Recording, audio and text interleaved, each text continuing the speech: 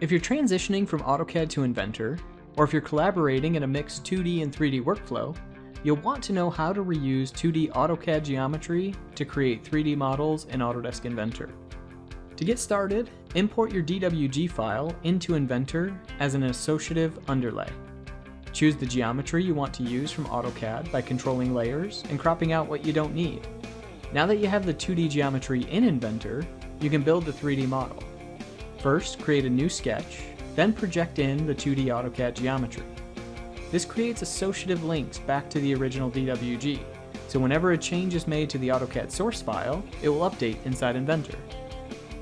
Use extrude tools to create solids from the sketches you just built, and then build parameters into the model that reference the DWG file by dimensioning the AutoCAD layout, which creates new parametric relationships.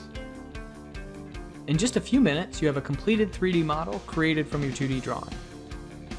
After you add the part to an assembly and place constraints, you might catch errors in the design. In this case, there's an error with the dimensions.